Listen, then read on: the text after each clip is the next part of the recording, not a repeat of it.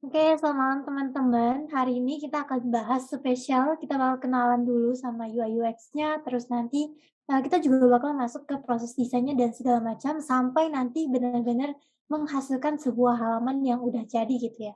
Dan sebagai bonusnya, teman-teman nanti juga dapat belajar untuk bikin animasi langsung di Figma-nya. Nah, jadi harus dipantau sampai habis ya, jangan setengah jalan aja. Nah, di awal kita belajar dulu materi-materi perkenalannya, kita bakal, teori-teori dulu sebelum masuk ke praktiknya, biar lebih enak nanti pas praktik. Nah, sebelum itu, perkenalkan nama saya Vini Carissa, sehari-harinya bekerja sebagai UI designer, dan udah 3 tahun menggeluti dunia, UI. Terus, ada kontrak dengan perusahaan Surabaya dan juga ngambil freelance dari Instagram. Dan, ya jadi mentor juga untuk bantu teman-teman biar bisa jadi UI designer bareng. Oke, sebelum mulai intermezzo dulu, kalau mungkin teman-teman belum terlalu familiar sama UI UX. Nah, untuk bahas gajinya dulu nih, biar semangat. Nah, karena kalau bahas duit biasanya enak gitu ya, jadi semangat gitu mulainya. Nah, kita bahas dulu duitnya nih, spill kecil-kecilan aja. Kalau misalnya teman-teman nanti beneran, join atau masuk ke sebuah company dengan title UI UX designer, itu biasanya gajinya di kisaran 6 sampai 14 juta untuk perusahaan yang bonafit. Ini cuma UI UX designer loh ya, belum yang termasuk nanti ada senior UI UX-nya, atau bahkan nanti jadi product designer, itu lebih tinggi lagi. Kita bahas yang biasa aja dulu deh. Nah, terus kalau misalnya nggak di perusahaan bonafit deh, perusahaan bonafit itu, yang income-nya udah tetap dan banyak gitu ya, misalnya kayak Traveloka, Shopee, itu bonafit.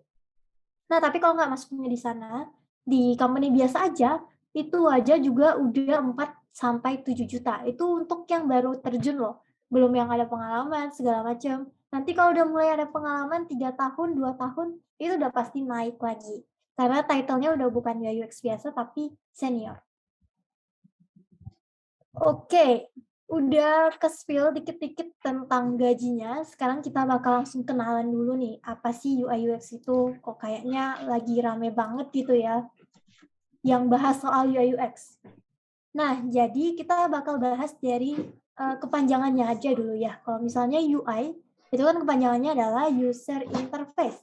Nah, interface itu artinya adalah tatap muka. Jadi intinya UI designer itu mengerjakan semua hal yang kelihatan sama kita di aplikasi ataupun website atau produk digital. Nah, di dalamnya ada visual design, ada layout, ada branding, typography, mockups, icon, pokoknya semua hal yang bisa kita lihat itu pasti dikerjakan sama UI designer. Nah, temennya UX designer itu adalah yang mengerjakan semua hal yang berkaitan sama experience-nya pengguna atau pengalamannya si pengguna. Gimana biar pengguna itu nyaman, ketemu sama goals-nya, paham dengan konsep aplikasi, nah itu semuanya UX. Mulai dari testing, user research, data analysis, flow, personas, prototyping, itu semuanya UX designer yang kerjain. Mungkin teman-teman juga masih bingung apa sih user research, apa sih data analysis, apa sih flow. Nah, itu pelan-pelan aja, nanti kita akan masuk ke yang lebih detailnya, bahkan nanti kita akan praktekin langsung. Jadi kalau simpelnya kita ilustrasiin di manusia, UI itu hal-hal yang bisa kita lihat dari luar gitu ya, misalnya style rambutnya, warna kulitnya, warna bajunya, terus gimana cara dia berpakaian, terus sepatunya apa, nah itu semuanya UI. Tapi kalau UX nanti kaitannya ke sistem pencernaan, pendarahan, dan sebagainya. Jadi pokoknya yang ada di dalamnya supaya dia bekerja dengan baik. Itu untuk simpelnya UI UX. Harusnya udah ada gambaran ya. Nah, ini contoh hasil dari UI design. Kalau UX kan kita harus nyobain langsung ya ke dalam aplikasinya. Jadi ini kita sebutannya UI. UI dari ini ada aplikasi, aplikasi untuk staycation, terus juga ada game, itu juga termasuk produk digital yang mungkin ada UI UX designer-nya di dalamnya. Jadi kalau teman-teman yang hobi main game, bisa aja tuh nanti ngedesain untuk aplikasi game dan sebagainya. Terus ini yang website. Oke, kita lanjut lagi. Nah, kita masuk dulu ke dasarnya UI design. Jadi teman-teman biar bisa kenalan sama beberapa penjelasan atau pengertian yang mungkin akan sering dipakai ketika nanti kita praktik. Dan ini juga akan dipakai kalau misalnya teman-teman nanti komunikasi langsung ke developer, karena balik lagi kita nggak kerja sendiri ya. Nah, kita itu harus kerja sama-sama developer, jadi pasti butuh komunikasinya, dan kita nggak bisa pakai bahasa yang random atau umum gitu ya, jadi harus yang sama-sama paham. Oke, yang pertama ada icon. Icon ini mungkin teman-teman udah familiar, udah sering lihat. Paling gampangnya teman-teman bisa lihat aja di Zoom masing-masing. Itu di bagian bawah ada icon-icon yang bisa membantu teman-teman. Contohnya ada icon mute, icon untuk stop video, security, partisipan, itu semuanya namanya icon yang gambarnya itu. Nah, jadi di dalam icon sendiri itu ada banyak banget hal yang mungkin nggak kita lihat. Tapi sebenarnya termasuk ke dalam icon tersebut. Nah, itu nanti kita akan bahas untuk stylenya, source-nya, konteksnya, sizing-nya, sampai ke basic shape-nya. Terus yang kedua, nanti kita akan pelajari juga tentang grid dan jarak, tipografi dan font, dan warna. Kita masuk ke yang pertama, yaitu icon design. Nah, icon design sebenarnya kalau yang kita lihat, mungkin kelihatannya cuman, oh ada bentuk atau ada ilustrasi yang bisa menjelaskan sebuah kata atau dua kata, ya udah itu namanya icon. Padahal sebenarnya di dalam icon itu strukturnya itu ada beberapa bagian. Contohnya ini yang di sebelah kiri, yang di kotak merah ini, yang ukurannya 20 piksel kali 20 piksel, itu namanya adalah live area. Nah, live area ini adalah tempat si gambar atau ilustrasi itu kita masukin. Jadi contohnya kalau ada icon mic, ya udah benar-benar cuman di sini aja, nggak boleh lewat dari live area ini. Itu untuk live area. Selanjutnya ada yang namanya padding area. Nah, untuk padding area, padding itu artinya adalah jarak antara kontainer yang ada di luarnya dengan si elemen. Jadi yang merah garis luar ini kita sebut aja kontainer. Jadi kontainer itu pembungkusnya ya. Nah, sedangkan elemennya itu yang warna abu-abu ini. Atau yang tadi ada di live area. Nah, itu yang namanya elemen. Nah, jarak dari si elemen ke luar kontainer itu yang namanya padding. Nah, maka di sini paddingnya adalah 2 piksel. Atasnya 2 piksel, kanan kiri 2 piksel, bawahnya 2 piksel. Jadi kalau digabungkan itu ukurannya akan jadi 24 piksel kali 24 piksel. Nah, tapi apakah bentuknya benar-benar akan full 24? Enggak. Dia cuma akan ada di dalam live area itu aja. Nah, jadi itu mungkin basic structure yang ada di sebuah icon. Fungsinya apa? Jadi sebenarnya fungsinya pembagi-bagi bagian kayak gini, itu nggak semua icon itu bentuknya sama atau simetris. Contohnya, teman-teman bisa lihat icon mute yang di Zoom, itu bentuknya lebih ke tinggi daripada lebar. Nah, sedangkan temennya yang icon video, itu lebih ke lebar daripada tinggi. Benar ya? Nah, jadi mereka itu berbeda secara bentuk. Kalau misalnya kita paksain, oke deh, mic-nya berarti mentok sampai 24 ini sampai ke bawah. Nah, berarti kan kiri kanannya kosong tuh. Nah, sedangkan yang si icon kamera, dia full-nya ke samping, atas bawahnya kosong. Nah, nanti ketika kita masukin ke dalam sebuah desain atau halaman, akan kelihatan beda. Kelihatannya kok ada satu icon yang lebih besar, ada yang lebih kecil. Padahal ukurannya sama-sama 24 nih. Nah, jadinya mereka nggak konsisten dan nggak seimbang. Itulah kenapa harus dibikin area-area seperti ini. Dan untuk detail dokumentasi atau penjelasannya itu udah dirangkum sama Google yang mereka punya desain sistem namanya Material Design. Nah, itu teman-teman bisa cek juga linknya ada di bawah, dijelaskan juga apa yang boleh dilakukan, apa yang nggak boleh. Terus pokoknya detail banget untuk bentuk, ada style apa aja, itu semuanya akan dijelaskan di situ. Yang mungkin kita nggak bakal bisa sampaikan di sini secara lengkap gitu ya. Nah, tapi yang paling penting, ketika teman-teman baru mulai ngedesain, untuk bikin icon itu, jangan pernah bikinnya beda-beda style. Jadi contohnya, misalnya nih, di dalam Zoom ini, icon mute-nya itu yang outline atau yang garis doang, yang cuma ada stroke. Nah, sedangkan nanti videonya itu fill, yang solid, yang ada warnanya. Nah, itu artinya stylenya nggak konsisten. Jadi benar-benar harus konsisten kalau memang mau outline, semuanya outline. Kalau mau solid, semuanya solid. Oke, kita lanjut ke dasar yang kedua, yaitu grid dan juga jarak. Nah, di dalam sini kita akan belajar tentang spacing, padding tadi kita udah bahas, terus ada gutter width dan ada screen size. Di sini aku mau jelasin dulu perbedaan antara si margin dan padding.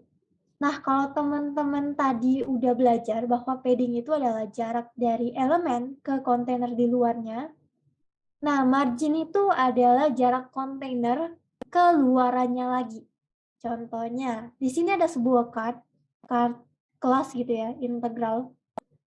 Nah, di sini padding-nya kalau kita lihat bisa kelihatan ya 20, karena jarak dari si elemen ke kontainer luarnya. Nah, jaraknya 20. Sedangkan margin itu jarak dari kontainer luar ke dinding yang ada di luarnya lagi. Nah, maka di sini marginnya juga 20. Tapi yang di luar ini, bukan yang di dalam card. Itu yang namanya margin. Oke, terus untuk UI design, sebenarnya teman-teman mungkin cukup pahami dua konsep ini aja, dan rata-rata desainer itu pakai ini. Yang pertama ada kelipatan 4, dan yang kedua ada kelipatan 5. Jadi kalau teman-teman mau ngedesain, itu silakan dipilih dulu mau pakai yang mana.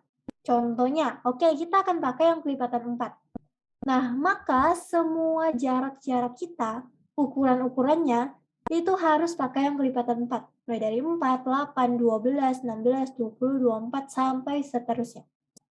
Sama juga dengan yang kelipatan 5. Kalau misalnya kita mutusin untuk pakai yang kelipatan 5, maka semua jarak-jarak ukurannya itu harus kelipatan 5. Mulai dari 5, 10, 15, sampai seterusnya.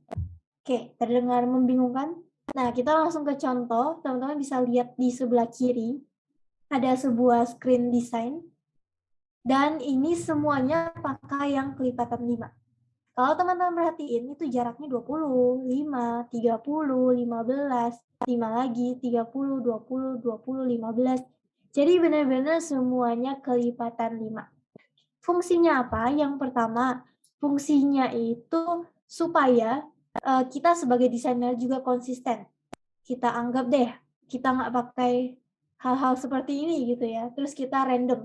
Nah, tiba-tiba ada yang 16, tiba-tiba ada yang 17, ada juga 18. Nah, itu kan jadinya nggak konsisten.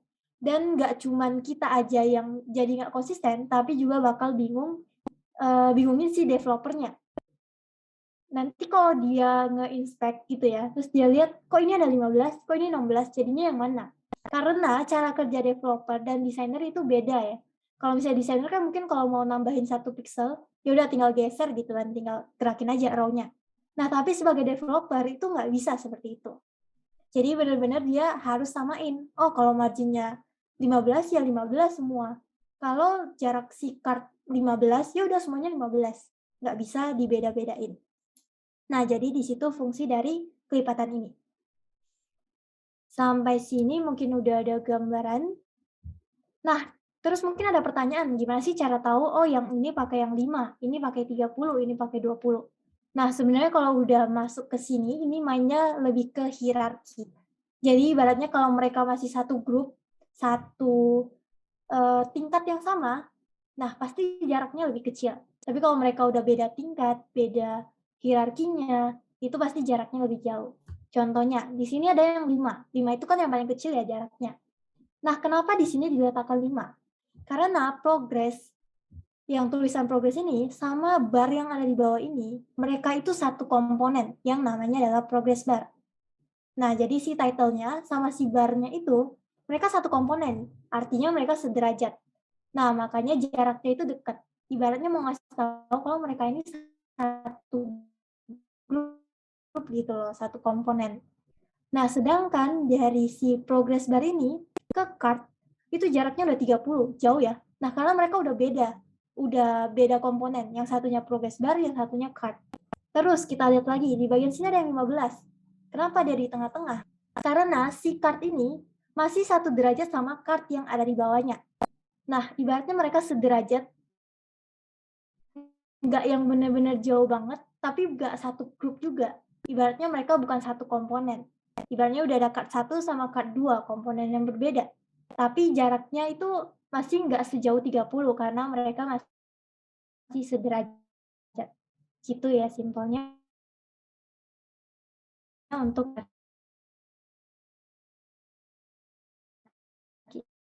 ini.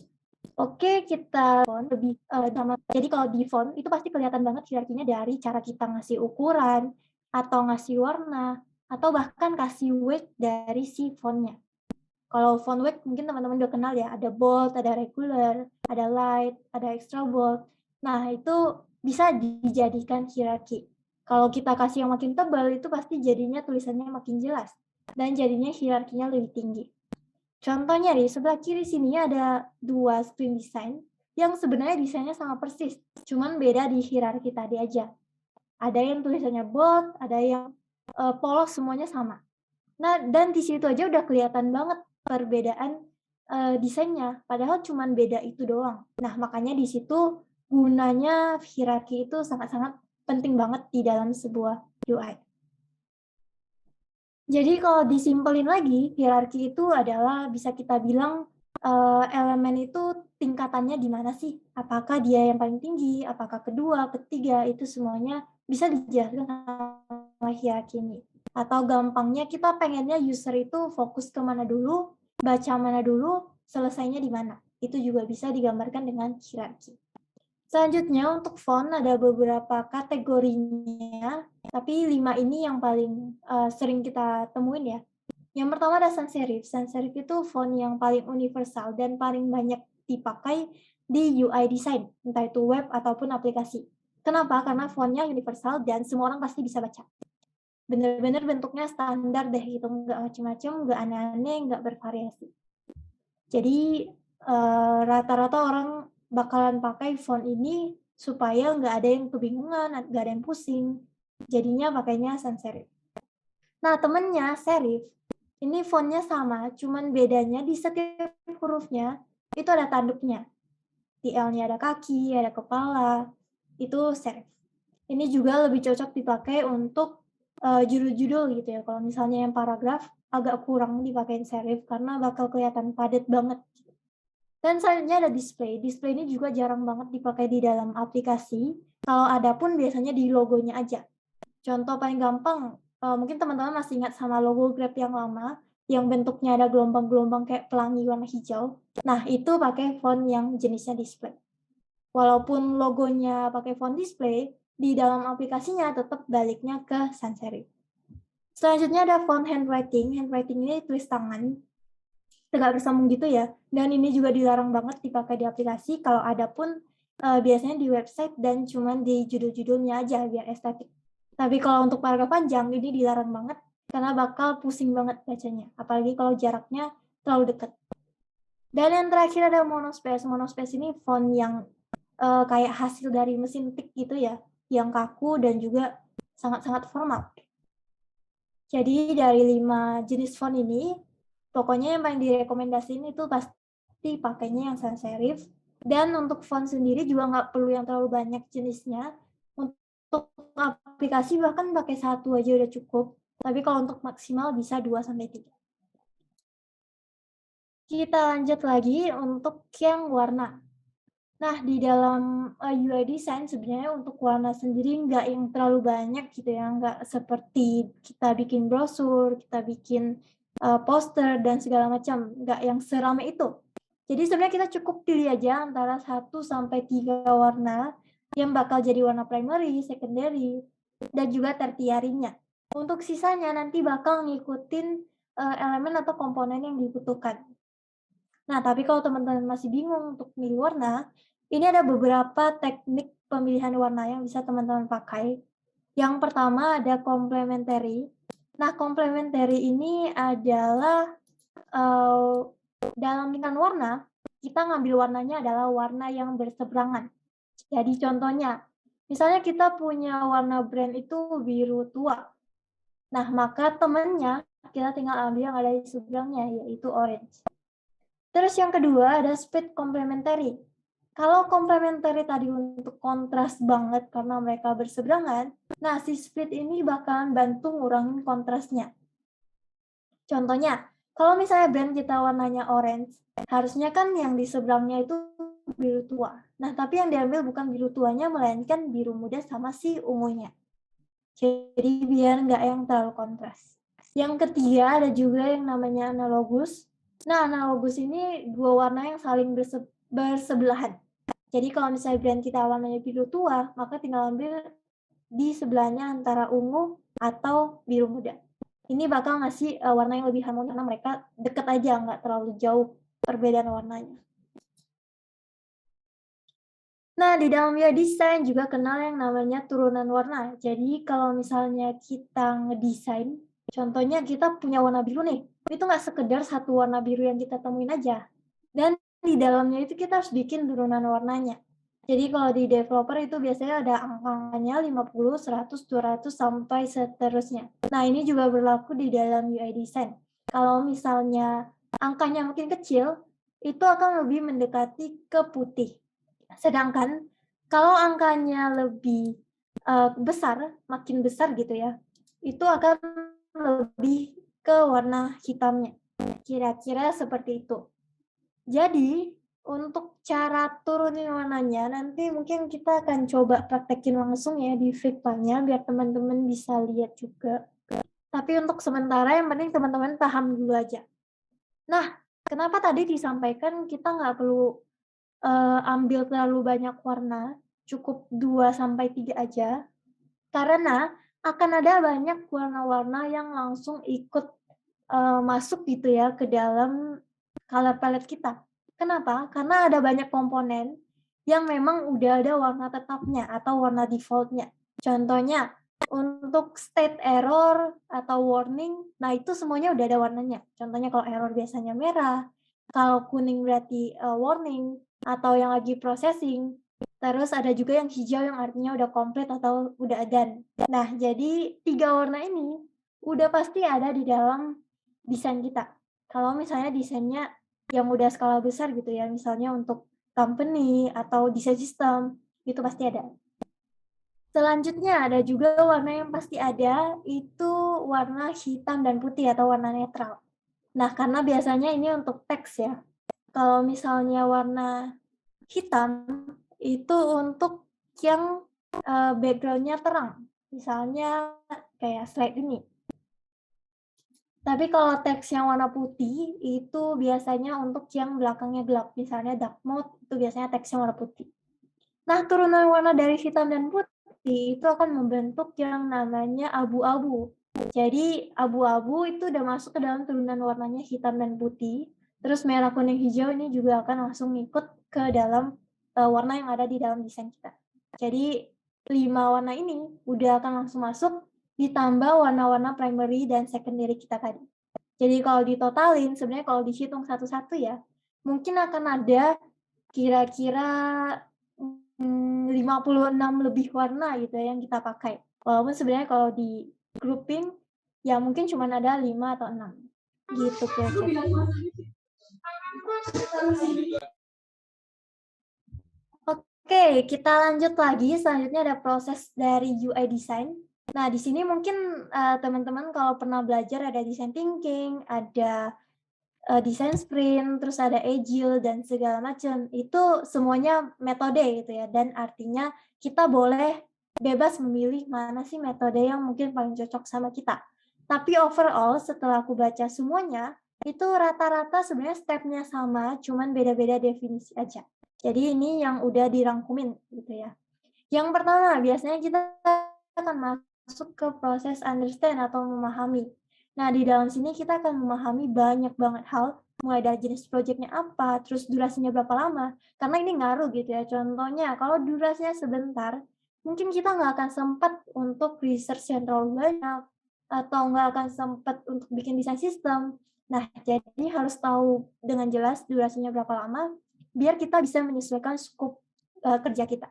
Terus juga kita harus paham apa yang harus kita riset, terus batasan revisinya berapa banyak. Ini juga penting banget ya, terutama kalau teman-teman yang kerjanya itu freelance, bukan ikut company. Nah, kalau misalnya udah freelance, itu teman-teman benar-benar harus pastiin yang namanya payment sama revisi. Jangan sampai nanti udah selesai, taunya revisinya nggak selesai-selesai, bahkan sampai berbulan-bulan gitu ya, jadinya kan kita yang rugi. Nah, jadi itu harus jelas, terus keinginan detailnya seperti apa, sampai terakhir nanti kita nyusun desain brief-nya. Nah, setelah kita udah paham nih semuanya dengan jelas, kita bisa masuk ke tahap kedua yaitu research. Nah, di dalam research ini kita harus cari tahu dulu siapa sih yang bakal pakai aplikasinya kita, terus apa aja sih fitur-fitur yang dibutuhin. Nah, cara tahu fitur-fitur yang dibutuhin itu kita bisa cari tahu dari misalnya kita riset ke orang tadi.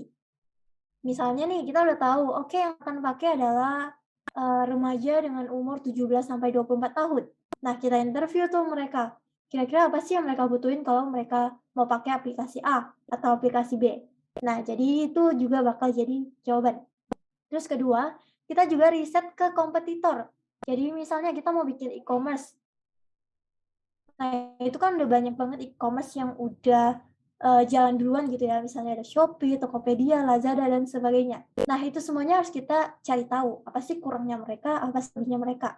Jadi ibaratnya kita bisa ikut bersaing gitu. Kalau misalnya kitanya banyak kurangnya daripada setaranya, ya mungkin nggak akan ada yang pakai gitu ya, simpelnya seperti itu. Terus juga kita bisa riset tren, dan untuk tren ini nggak semua tren itu harus diikuti ya, jadi kita juga harus tahu dengan jelas trennya ini bakal bertahan lama atau enggak. Karena balik lagi, untuk proses bikin aplikasi atau website itu nggak sebentar, mungkin bisa makan sebulan, 2 bulan, bahkan 3 bulan atau lebih. Nah, jadi jangan sampai aplikasinya belum rilis, websitenya belum live, tapi trennya udah selesai, jadinya kan sayang. Jadi mungkin bisa coba lihat-lihat tren yang memang sekiranya tiap tahunnya ada. Contohnya minimalis itu tiap tahun ada, terus tren geometris itu juga tiap tahun ada. Nah, jadi carilah tren-tren yang kira-kira seperti itu. Terus setelah kita udah riset, kita udah tahu nih apa yang mau dikerjakan, apa yang mau dibikin fitur-fiturnya, kita bisa bikin user flow atau alur dari aplikasi itu. Misalnya kalau e-commerce mungkin ada 2 pilihan, bisa yang teman-teman harus login dulu atau register dulu baru bisa belanja, atau bisa lihat-lihat produk dulu, tapi nanti kalau mau check out baru disuruh login. Nah, itu yang namanya user flow. Jadi alur dari awal sampai selesainya pakai aplikasi. Setelah itu selesai, mungkin teman-teman bisa meeting dulu sama kliennya, sama developernya, kira-kira ini oke nggak, ada yang kurang nggak. Nah, jadi sebenarnya step-step ini gunanya untuk mastiin benar-benar semuanya, on track gitu ya. Nah, jangan sampai kita dari understand langsung loncat ke desain, terus tahu-taunya banyak kurangnya, banyak salahnya, bahkan salah konsep. Nah, jadinya kan harus ngulang lagi tuh dari awal yang terlalu jauh lah ibaratnya. Nah, jadi jangan sampai seperti itu. Jadi kita benar-benar satu step aja pelan-pelan gitu ya.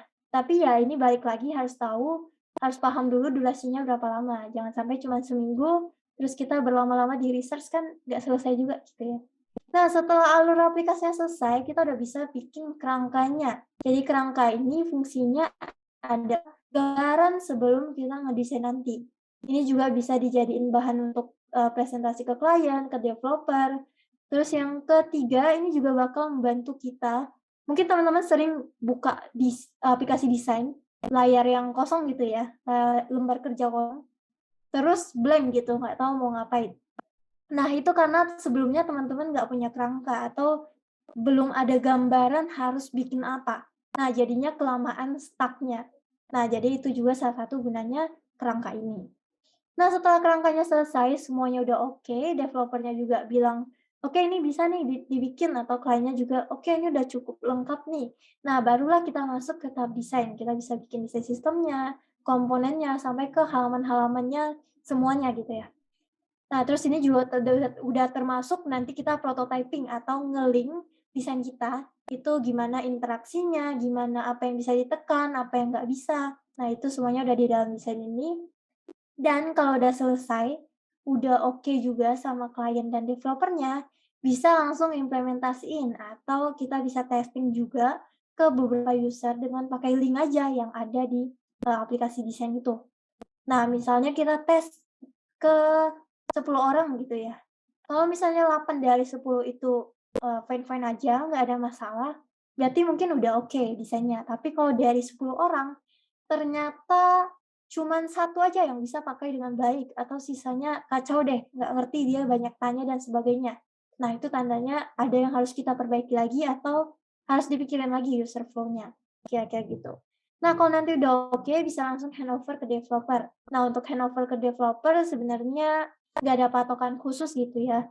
Biasanya beda developer, beda juga cara kerjanya, jadi cukup dikomunikasiin aja, ditanyain butuhnya apa, ada yang kadang-kadang cuma butuh file Figma-nya aja, ada yang butuh dibantu eksportin asetnya, nah itu semuanya ditanyain aja.